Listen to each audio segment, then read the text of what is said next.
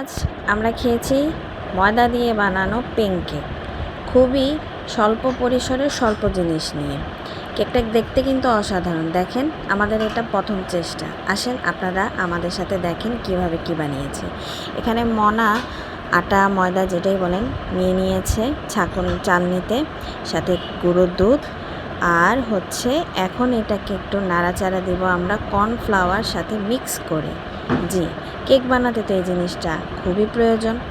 আর যতদূর মনে হয় এটা ছাঁকুনি দিয়ে ছাকার পরে একটা সুন্দর মিহি একটা পাউডারের মতো বের হয়ে আসবে। ওই যে দেখেন, সুন্দর না? এই জিনিসটা দেখতেই ভালো লাগে। এখানে মনা দিয়ে দিচ্ছে ডিম। হ্যাঁ, 2টা ডিম দিয়ে আমরা বানাবো। আর ডিম 2টা আজও দেখেন কমলা কালার, হলুদ কালার। সুন্দর না? হ্যাঁ, এই 2টা ডিম ফাটিয়ে নিলাম, ফাটিয়ে এটাকে ম্যাশ করে নিলাম, সাথে দিয়ে দিলাম চিনি। হ্যাঁ, চিনি দিয়ে এখন এটাকে ঘুঁটা দিব একটা। দেখেন, ঘুঁটা দিতে দিতে কিন্তু অনেক কষ্ট হয়েছে বাবা, জানেন না, হাত ব্যথা হয়ে গিয়েছিল।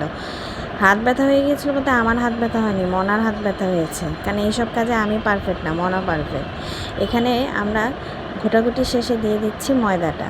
হ্যাঁ, ময়দা দিয়ে তো এখন আরও বেশি ঘোটাঘুটি করতে হবে, কারণ এই ঘোটাটাই বেশি কষ্টের। সহজে হচ্ছিল না, ছোটো ভাইও হাত দিল, সেও কতক্ষণ ঘোটালো।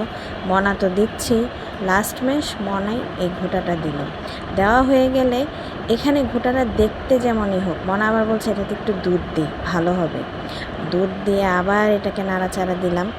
নাড়াচাড়া দিতে দিতে দিতে দিতে দেখছি এটা তো সেই ঘোটা দেওয়াটাই বেশি কষ্ট। অ্যাটলিস্ট চলে এসেছে। এই যে দেখেন, এখন এটাকে আমরা তৈরি হওয়ার জন্য দিয়ে দিব ইলেকট্রিক চুলায়। এই যে ইলেকট্রিক চুলা, জি, আজ আমরা এটাকে বানিয়েছি ইলেকট্রিক চুলার মধ্যে। তো অলমোস্ট 20-25 মিনিট লেগেছে। এই যে কেকটা দেখতেই কিন্তু অসাধারণ লাগছে। আসলে নতুন চেষ্টা, দেখতেই অসাধারণ। নতুনভাবে চেষ্টা, তেমন কিছু আমরা দিইনি, বাট সত্যি কথা কি জানেন, খুবই সুস্বাদু হয়েছিল কেকটা। খেয়েই মজা লেগে গিয়েছে, অসাধারণ টেস্ট।